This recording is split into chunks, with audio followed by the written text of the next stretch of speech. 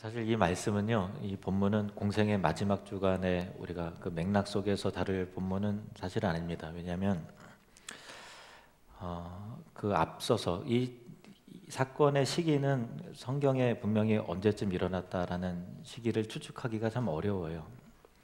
그래서 앞서서 그 예수님의 생애를 시간대 순서대로 살펴보고 있는데 이 설교, 이 본문을 할 타이밍을 제가 사실 놓쳐버렸어요. 그래서 언제 해야 되나 고민하다가 추수감사절에 해야 되겠다 이렇게 생각을 했던 본문이고요. 이 본문이 언제 일어났는가를 왜 추측하기 어려운가 하면은 보통 연대적인 그 기준을 다른 그 복음서의 기록들과 서로 그 비교하면서 그 일어난 사건의 순서를 추측을 하는데, 요한복음 같은 경우는 그 기록 방식이 그 시간 순서별로대로 꼭 이렇게 일관되게 기록된 것이 아니고요. 그리고 이 본문은 공교롭게도 요한복음에만 기록이 돼 있고, 그리고 요한복음엔 성경 원래 원본이었고 사본들만 있지 않습니까? 하나님께서 그 원본을 감추셨죠. 그래서 사본들, 여러 사본들 가운데서 가장 오래되고 권위 있는 사본들 가운데 어떤 사본들이 이 본문의 내용을 포함하고 있지 않아요. 그래서 이 말인즉슨 기독교 초기에 이 본문이 원래의 그 요한복음 원문에 원래부터 있었던 것이냐 아니면 아니냐라고 하는 그 논란이 됐었던 본문이에요. 그래서 우리 성경에는 가끔 특별히 요한복음 보면 괄호로 표기되어 있는 본문들이 좀 있는데요. 오늘 본문도 우리가 읽은 본문에 여러분 성경 보시면 괄호로 포함되어 있는 이유가 어떤 사본에는 없다라고 하는 그런 의미입니다. 그런데 그럼에도 불구하고 이 본문이 예수 그리스도에 대한 그 진리와 교훈을 명확하게 우리에게 가르치는 풍성한 그 진리가 담겨져 있기 때문에 오늘날 성경에 포함이 당연히 이게 수록이 되어 있는 그 특별한 이유로서 충분한 권위와 이유를 가지고 있습니다. 예수님께서 성전 아침에 나오셔서 백성들을 가르치실 때에 서기관들과 바리새인들이 가늠하다가 현장에서 붙잡힌 여인을 끌고서 예수님 앞에 세웠습니다. 그러면서 말하기를, 선생님, 이 여자가 가늠하다가 현장에서 붙잡혔습니다. 모세는 율법에 이런 여자를 돌로 치라고 명했는데 선생님은 어떻게 생각하십니까? 무엇이라고 판단하며 말하시겠습니까? 이렇게 말하는 것이죠. 그들이 이렇게 말한 이유는 예수님을 고발할 조건을 얻기 위해서 예수님을 시험에 빠뜨리려고 올무를 놓는 그런 것이죠. 불순한 동기 때문에 그렇습니다. 그때 예수님께서 바로 대답하지 않으세요. 허리를 굽히셔서 땅에 무언가를 쓰고 계세요. 그러다가 그들이 묻기를 그치지 않자 일어나셔서 너희 중에 죄 없는 자가 먼저 이 여자를 돌로 치라 말씀하셨고, 그 다음에 다시 허리를 숙이셔서 이 땅에 손가락으로 어떤 글씨를 쓰십니다. 그들이 이 말씀을 듣고서 양심의 가책을 느껴서 나이 든 사람부터 젊은이에 이르기까지 한 사람씩 두 사람씩 돌을 내려놓고 그 자리에서 떠나게 되었습니다. 오직 그 현장에는 예수님과 가늠한 그 여자만 남아 있습니다. 예수님이 일어나셔서 여자 외에 아무도 없는 것을 확인하시고 말씀하셨습니다. 여자여, 너를 고발하던 그들이 어디 있느냐? 너를 정죄한 자가 없느냐? 주여, 없나이다. 예수님이 말씀하십니다. 나도 너를 정죄하지 아니하노니 가서 다시는 죄를 범하지 말라. 우리가 특별히 살펴볼, 기억할 본문은 6절에서 8절 말씀을 좀 우리가 살펴보길 원합니다. 6절에서 8절 같이 읽겠습니다.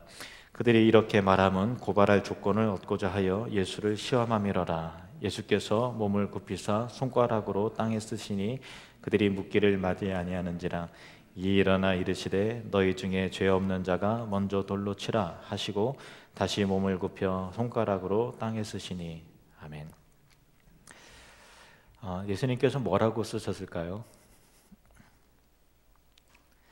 사실 이 학자들마다 의견이 분분해요. 근데 성경이 침묵하고 있는 것을 우리가 함부로 추측해서 이런 말씀을, 이런 글을 쓰셨을 것이다 라고 하는 것은 조금 좀 경솔할 수 있죠.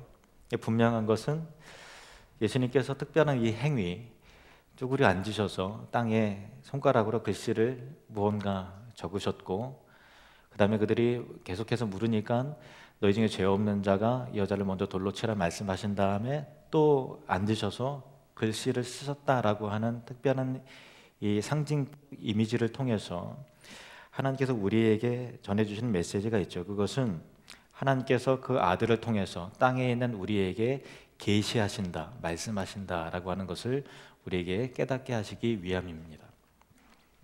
성경은 예수님이 태초부터 계신 말씀이셨다라고 소개하고 있습니다. 요한복음 1장 1절에서 3절 말씀을 보시겠습니다. 시작. 태초에 말씀이 계시니라. 이 말씀이 하나님과 함께 계셨으니 이 말씀은 곧 하나님이시니라. 그가 태초에 하나님과 함께 계셨고 만물이 그로 말미암아 지은 바 되었으니 지은 것이 하나도 그가 없이는 된 것이 없느니라. 1절에 보면은 태초에 말씀이 계셨어요. 이 말씀이 하나님과 함께 계셨는데 이 말씀은 곧 하나님이시래요. 그러니까 제2위 하나님이 말씀이셨다. 이 말씀이 곧 하나님이시고 하나님의 아들이세요. 삼위일체적인 교리가 여기 소개가 됩니다. 그는 태초에 하나님과 함께 계셨고 만물이 그로 말미암아 지은 바 되었으니 지은 것이 하나도 그가 없이는 된 것이 없다라고 하는 하나님의 신성과 창조주의 능력이 제2위 하나님이신 예수 그리스도에게 그대로 있음을 성경이 우리에게 가르쳐 주고 계십니다. 하나님의 말씀이신 예수 그리스도라는 얘기는 하나님께서 그 아들을 통해서 우리에게 계시하신다라는 그런 의미인데 그가 말씀으로 이 땅 가운데 오셨어요. 14절 말씀을 보시겠습니다. 14절 말씀 시작. 말씀이 육신이 되어 우리 가운데 거하심에 우리가 그의 영광을 보니 아버지의 독생자의 영광이요 은혜와 진리가 충만하더라. 아멘. 다른 세상에 여러 많은 종교들이 있잖아요. 그 종교와 기독교의 가장 근본적인 차이는요, 기독교는 계시 종교라고 하는 거예요. 같이 한번 따라가 볼까요? 계시 종교. 세상의 다른 종교는요, 신이 자기 자신을 계시하신 것이 아니라 인간의 측면에서 저게 신인가 하고서 어떤 도와 뭐 어떤 철학이라든가 그런 것을 통해서 나름대로 교리를 발전시켜 나가고 그리고 더듬어 그 신을 찾고 또 신을 만족시키려는 어떤 행위가 그 가운데 깔려 있는데 기독교의 하나님은 우리 인간이 전적으로 부패하고 타락했기 때문에 하나님을 더듬어 발견할 수도 없고 찾을 수도 없고 알 수도 없기 때문에 하나님께서 우리에게 자기 자신을 계시하시다라는 것을 열어서 보여주신다라는 거예요. 하나님께서 열어서 보여주시지 않으면 우리는 하나님을 알 수가 없어요. 열어서 보여주시는데 그 계시의 완성이신 예수 그리스도를 이 땅 가운데 보내주셔서 우리가 하나님을 알지 못하니까 예수님을 만나고 보고 듣고 경험함을 통해서 아, 하나님은 사랑이시구나, 하나님은 이렇게 우리를 구원하시는구나 라는 것들을 아들을 통해서 마지막 날에 우리에게 말씀하셨다라는 그런 의미예요. 그래서 예수 그리스도는 완전한 하나님의 계시이시고 우리가 어떻게 하나님을 잘 알 수 있을까 하면 예수를 만나고 예수를 알고 예수에게 들으면 우리는 하나님을 가장 더 가까이 보고 듣고 만나게 되는 것입니다. 우리 14절 말씀을 다시 보시면 말씀이 육신이 되어 우리 가운데 거하심에 우리가 그의 영광을 보니 아버지의 독생자 영광이요 은혜와 진리가 충만했다라고 이렇게 기록이 되어 있어요. 은혜라는 것은 무엇입니까? 죄를 용서하는 거죠. 자격 없는 자에게 베풀어지는 그 사랑과 그런 모든 것들이 은혜 아닙니까? 진리는 무엇입니까? 진리가 임할 때는 언제나 잘못된 것, 부패한 것, 죄가 드러나게 돼 있어요. 그러니까 은혜의 속성과 진리의 속성은 반드시 있어야 되는 것이지만 은혜와 진리는 서로 속성이 하나는 죄를 용서하는 속성이고 하나는 죄를 드러내어서 공의로 심판하는 속성이란 말이에요. 그래서 동의서에서 뭔가 같이 그렇게 은혜와 진리는 서로 멀어요. 땅과 하늘이 닿을 수 없는 것 같이 은혜와 진리는 그런 것입니다. 그러나 이 구원이라고 하는 것은 예수 그리스도 안에서 이 은혜와 속성과 진리의 속성이 서로 만나되 충만하게 만난다라고 되어 있는데 시편 85편에 보면은 이 은혜와 진리가 구원이 임하는 곳에 만난다라고 예언되어 있는 대목이 있습니다. 시편 85편 9절에서 11절 말씀을 보시겠습니다. 제가 읽겠습니다. 진실로 그의 구원이 그를 경외하는 자에게 가까우니 구원이 하나님의 백성들에게 임하는 때가 온다라는 거예요. 그때가 되면 영광이 우리 땅에 머무리리다. 하나님의 영광이 우리 땅에 임하게 된다. 우리가 사는 이 땅에 하나님의 영광이 깃들게 된다라는 거예요. 10절에 그 영광이 임하게 될 때는 인애와 진리가 같이 만나고 돼 있어요. 여기 인애라는 단어는 원어로 헤세드라는 단어인데요. 그 자비로도 번역이 되고 은혜로도 번역이 되고 사랑으로도 번역이 돼요. 인애, 자비, 사랑, 은혜, 어떤 비슷한 개념이죠. 헤세드라는 단어입니다. 이 진리라는 단어는 에메트라는 단어인데요. 확실한 것, 옳은 것이죠. 옳은 것. 근데 인애와 진리가 서로 만난다는 거예요. 그리고 의와 화평이 서로 입맞추는 거죠. 의는 뭐냐면 체데크라는 단어인데 올바르고 공정하고 확실한 거예요. 그러니까 이 진리라는 단어와 의라는 단어는 거의 비슷한 개념인 것이고, 여기에 화평이라는 단어는 이 성경 본문을 그대로 한번 좀 띄워줘 보시겠어요? 화평이라는 단어는 샬롬이에요. 여러분 잘 아시죠? 샬롬. 평화로운 거예요. 화평한 거죠. 평안입니다. 그러니까 이 인애와 화평이라는 것은 비슷한 속성으로서의 한 짝을 이루고, 진리와 의라는 것도 비슷한 속성으로 한 짝을 이루는데 서로 같이 만날 수가 없는, 꼭 있어야 되지만 상반된 개념이 서로 입맞추고 같이 만나는 거라는 거예요. 뭐가요? 구원이. 하나님의 영광이 이 땅 가운데 임하면 그런 일들이 일어나게 되는 것이죠. 그리고 진리는 땅에서 솟아나고 의는 하늘에서 굽어보도다. 땅과 하늘이 만나는 거예요. 하나님과 인간이 만나게 되는 그 놀라운 역사가 구원이라고 소개가 되어 있습니다. 그런데 우리 사람은요, 이 구원이라, 그렇구나, 인애와 진리, 즉 은혜와 진리가 내 안에서 이루어지면 구원의 뭔가가 이루어지겠구나라고 생각할 수 있겠지만, 미안하지만 사람은 절대로 은혜와 진리를 같이 균형 있게 충만하게 이루어낼 수 있는 사람이 없어요. 의를 선택하다가 화평을 잃어버리는 때가 많이 있죠. 의를 선택하다가 화평을 잃어버려요. 사랑을 잃어버려요. 또 화평을 추구하다가 보면 의와 진리가 손상될 때가 너무나 많아요. 그렇죠. 화평을 추구하다 보면 잘못된 것도 같이 들어와 버린다. 그런 것이죠. 그래서 예를 들면은 우리가 서로 다툴 때가 있잖아요. 사회생활을 하다 보면은 못마땅한 일들이 생겨서 서로 비난하고 헐뜯을 때도 있고, 가정 안에서도 부부싸움 하시잖아요. 그러면은 서로 이게 다투게 될 때 그 다투는 것을 가만히 관찰하다 보면 의와 의의 충돌이에요. 뭐냐면은 내 편에서 이게 옳은 거지, 그건 잘못된 거 아니냐, 이게 맞는 거지라는 어떤 자기 나름대로 정리된 의의를 내세우고, 그 사람 역시도 그 사람 편에 있어서 그게 뭐가 옳아, 이게 이 상황에서는 이게 맞는 거지 하고서 자기 나름대로의 자기 관점에서 의의를 내세우는데, 의와 의가 만나서 충돌을 일으키다 보니까 사람 편에서의 의는 진리가 아니거든요. 뭔가 변질되고 왜곡되고 균형을 잃었어요. 그러다 보니까 화평이 깨져요. 사람 편에서 만들어내는 의는 항상 좋은 쪽의 결과가 별로 생기지가 않고 분열과 다툼이 일어나더라라는 거죠. 그러니까 우리는 의를 추구하되 왜곡된 의, 뭔가 균형을 잃은 잘못된 의를 우리에게 가지고 있는 거죠. 하나님의 의가 아니라 자기 의가 우리에게 들어와 있는 것이죠. 화평으로서 의가 깨질 때도 있어요. 예를 들면은 어떤 사람들이 거짓 화평으로 이익을 도모하기 위해서 손을 잡고, 종교 다원주의 운동 가운데서 나타난 WCC 운동, 우리 기독교에만 구원이 있는 게 아니라 다른 종교에도 구원이 있으니까 우리 손을 잡고서 인류의 평화를 위해서 무언가 종교적인 연합으로 뭔가 해내자.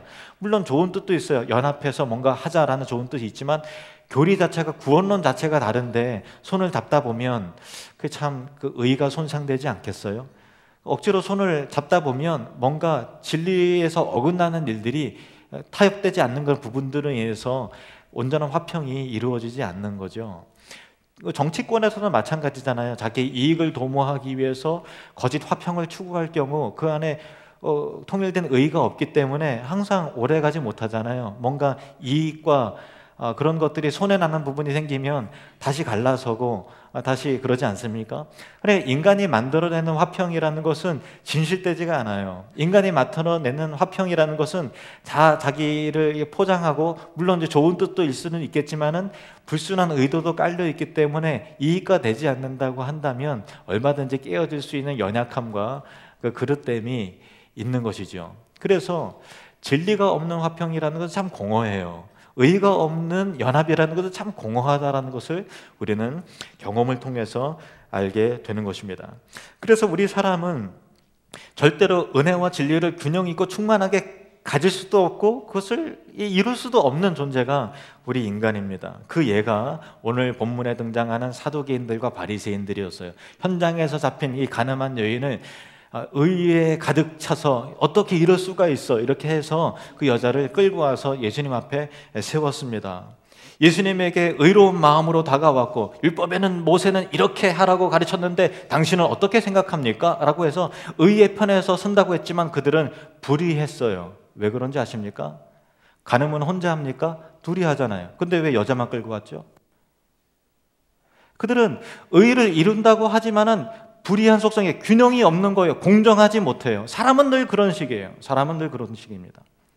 여자를 끌고 왔어요. 그런데 뭔가 하나님의 의를 이루기 위해서 그런 것이 아니라 의로우신 예수님을 오히려 공격하고 올무에 잡기 위해서 왔으니 그들은 의를 가장했지만 실제로는 불의한 자들이었다라는 것입니다. 우리도 마찬가지예요. 우리도 의를 내세우지만 그것은 왜곡되고 가장되고 편협한 의, 자기의예요. 그래서 내 안에 의가 내세워질 때 여러분 가급적이면 그 의를 감추시길 바라요. 왜냐하면 잘못된 의로서 분열을 일으키는 왜곡된 의일 가능성도 굉장히 높기 때문에 그런 것입니다. 모든 사람 안에는 의가 없어요. 같이 한번 따라해 볼까요? 나도 불의한 자입니다. 그러나 예수님은 이제 그들에게 진정한 의를 말씀하시고 보이셨습니다. 너희 중에 죄 없는 자가 먼저 돌로 치라. 진리의 말씀이 임하자 그들의 죄가 드러나고 그들은 부끄러워지기 시작했습니다. 이 의로운 진리의 말씀을 통해서 그들은 또한 자기 자신도 부끄러운 죄인이라는 것을 알게 되어서 너희 중에 먼저 죄 없는 자가 돌로 치라 라고 했을 때 감히 나는 죄가 없어 하고서 돌로 친 사람이 한 명도 없었다라는 거예요. 자기 양심이 그것을 알지요. 그래서 나이 든 사람부터 젊은이에 이르기까지, 나이 든 사람은 인생을 살아보니까 인간이 얼마나 연약하고 죄인이라는 것을 먼저 깨닫는 것 같아요. 그래서 나이 든 사람부터 의로 충만했던 젊은이까지, 야, 이거 참 나도 역시 참 부끄럽구나 라고 해서 돌을 내려놓고 그 자리에서 하나둘씩 떠나게 되었습니다. 여러분, 진리의 말씀이 임하면 진리에서 어긋난 것들이 비로소 보이게 됩니다. 사람은 자신의 약함을 보게 될 때 그때부터 새롭게 시작이 되는 거예요. 진리의 말씀이 임할 때 저와 여러분 안에 내면에 숨겨졌던 완고함과 교만함이 드러나는, 그래서 주님 앞에 겸손해지는 축복이 저와 여러분에게 임하길 원합니다. 저와 여러분은 그렇게 의로운 사람들이 아니에요. 그냥 인간관계를 매끄럽게 하기 위한 어느 정도 포장된 그 교양과 또 어떤 사회생활을 하기 위해서 만들어져낸 그런 어떤 인격은 있을지 모르겠지만 우리 안에는 정말 썩어져 있고 부패하고 냄새나는 것들이 우리 안에 있죠. 말씀 앞에서는 우리 사람들은 자신의 교만과 위선이 깨달아지게 되고 하나님의 말씀 앞에, 진리 앞에 자신의 허영과 그릇된 욕망이 비로소 드러나게 되는 것이죠. 예수님은 어제나 오늘이나 우리를 깨닫게 하시는 영원한 진리이십니다.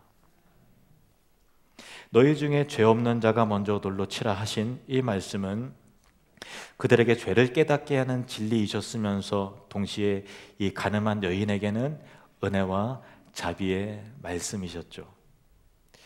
예수님은 이어서 나도 너를 정죄하지 않는다 하셨습니다. 그녀에게 용서와 은혜가 임했던 것입니다. 돌을 진 사람들이 떠났던 이유는 그들이 용서의 개념을 가지고 있어서 떠난 것이 아니라 자기 스스로도 뭔가 심판하거나 용서할 만한 자격이 없는 자들이라는 것을 알았기 때문에, 인간에 불과했기 때문에 자리를 떠난 것이죠. 그러나 너희 중에 죄 없는 자가 먼저 돌로 치라 라고 했을 때 이 말씀의 기전에 부합하여서 심판의 자리에 서실 수 있는 유일한 한 분이 계셨습니다. 그분은 예수 그리스도이십니다. 그분은 죄가 없으시기 때문에 그냥 예수님이 이 가늠한 여인을 심판하고 또 사형 선고를 내리셔도 어떻게 뭐라고 할 수 있는 그런 부분이 없죠. 그런데 그분은 죄를 심판하실 권세만 있으신 것이 아니라 죄를 용서하실 수 있는 권세도 있으셨습니다. 그분은 하나님의 아들이셨습니다. 복음은 하나님의 용서의 기쁨을 맛보게 합니다. 복음은 진리를 손상시키지 않는 완전한 은혜가 무엇인지 우리에게 알게 해 주는 것입니다. 마가복음 2장 10절 말씀을 보시겠습니다. 인자가 땅에서 죄를 사하는 권세가 있는 줄을 너희로 알게 하려 하노라. 로마서 8장 1절 2절 말씀 같이 읽겠습니다. 시작. 그러므로 이제 그리스도 예수 안에 있는 자에게는 결코 정죄함이 없나니 이는 그리스도 예수 안에 있는 생명의 성령의 법이 죄와 사망의 법에서 너를 해방하였음이라. 할렐루야. 그리스도 안에서 여러분은 무죄한 자들입니다. 복음은 우리로 하여금 당당하게 하나님 앞에 서게 합니다. 그리고 이 여인을 향해서 예수님께서는 은혜와 용서 뒤에 거듭난 신자들이 가져야 될 거룩함에 대해서 놓치지 않고 진리를 또한 선포하십니다. 나도 너를 정죄하지 아니하노니 가서 다시는 죄를 범하지 말라. 여러분, 여러분의 삶 가운데 반복되는 죄가 끊어지는 은혜가, 그 거룩한 능력이 임하기를 축복합니다. 너희 중에 죄 없는 자가 먼저 돌로 치라 하신 이 말씀은 스스로 의롭다 여기던 자들의 죄를 드러내는 진리의 말씀이셨고, 또한 자신이 부끄럽게 지은 죄에 대하여 심판날을 기다리는 이 두려움과 후회와 절망 속에 있던 이 가늠한 여인을 향해서 죄를 용서하는, 죄의 용서를 선포하는 은혜의 말씀이셨습니다. 이 예수님의 은혜와 진리의 충만함은 십자가 위에서 이루어졌던 것입니다. 우리는 다 양 같아서 그릇 행하여 각기 제 길로 갔지만 하나님께서는 우리 무리의 죄악을 예수 그리스도에게 담당시키심을 통해서 죄를 심판하시고 온전히 치르게 하심을 통해서 당신의 공의를 실현하셨고, 진리를 이루셨고, 이루어진 공의와 심판을 통해서 우리의 죄를 용서하심을 통해서 하나님의 자비와 사랑과 긍휼이, 구원이 무엇인지를 우리에게 보여주셨던 것입니다. 십자가는 은혜와 진리의 충만함입니다. 로마서 5장 8절에서 10절 말씀을 우리 보시겠습니다. 시작. 우리가 아직 죄인 되었을 때에 그리스도께서 우리를 위하여 죽으심으로 하나님께서 우리에 대한 자기의 사랑을 확증하셨느니라. 그러면 이제 우리가 그의 피로 말미암아 의롭다 하심을 받았으니 더욱 그로 말미암아 진노하심에서 구원을 받을 것이니 곧 우리가 원수 되었을 때 그의 아들의 죽으심으로 말미암아 하나님과 화목하게 되었은즉 화목하게 된 자로서는 더욱 그의 살아나심으로 말미암아 구원을 받을 것이니라. 아멘. 은혜와 진리는 예수님의 십자가에서 만나게 되고, 그 십자가에서 인애와 진리가 입맞추고 의와 화평이 서로 만나게 되는 놀라운 역사가 이루어지게 되는 것이죠. 다시 시편 85편으로 가실까요? 9절에서 10절 말씀. 진실로 그의 구원이 그를 경외하는 자에게 가까우니 영광이 우리 땅에 머무리리이다. 이 말씀은 말씀이 육신이 되어 우리 가운데 거하심에 우리가 그의 영광을 보니 아버지의 독생자의 영광이요 은혜와 진리가 충만하다라고 하는 이 말씀을 드러내는 예언시이죠. 10절 11절 말씀을 이어서 보시면 인애와 진리가 같이 만나고, 만날 수 없는 이 진리의 속성과 은혜의 속성이 같이 만난다라는 거예요. 의와 화평이 서로 입맞추었어요. 하나가 되었어요. 진리는 땅에서 솟아나고 의는 하늘에서 굽어보도다. 그런데 여러분, 이 말씀에 보면 한 가지 관찰하다 보면 조금 의구심도 생겨요. 진리는 땅에서 솟아난다라고 돼 있죠. 근데 이 땅에서 솟아날 진리가 있을까요? 우리 땅이라는 것은 우리가 살아가는 우리 인생이요, 또 우리 자신의 모습 아닙니까? 어떻게 진리가 땅에서 솟아날까요? 진리는 하늘에서 임해야 되는 거 아닌가요? 의가 하늘에서 굽어보듯이 진리 역시도 하늘에서 임해야 되는 것 아닙니까? 그런데 여러분, 진리가 땅에서 솟아났습니다. 우리를 대신한 인류의 대표자 예수 그리스도를 통해서 진리가 선포되었기 때문에 그런 것입니다. 저는 오늘 이 본문을 추수감사절 본문으로 선택한 이유는 진정한 감사가 과연 뭘까? 우리 일상에서 느껴지게 되는 소소한 여러 가지 은혜들도 마땅히 기뻐하고 감사해야 되지만, 하늘에 계신 분이 이 땅 가운데 진리 가운데 임하셔서 땅의 글씨를 쓰시듯이 특글과 같은 우리들의 심령 가운데 하나님의 계시의 말씀을 적어주셔서 우리가 살아가야 도리를 깨닫게 하시고 진리를 깨우쳐 주시고 은혜가 무엇인지를 알게 하시는 이 거룩한 생명의 말씀을, 계시의 말씀을 우리에게 주셨다는 것이 얼마나 큰 놀라운 위대한 감사인가를 이 시간 여러분에게 나누기를 원합니다. 여러분 안에 진리의 말씀이 있음을 기뻐하십시오. 여러분은 방황할 이유가 없습니다. 이 말씀이 여러분에게 주어져 있습니다. 말씀이 육신이 되어서 이 땅 가운데 거하신 예수 그리스도를 바라보면서 기뻐하시기를 바랍니다. 그분이 여러분을 대신하여 죽으신 완전한 사랑입니다. 여러분은 절대로 혼자가 아닙니다.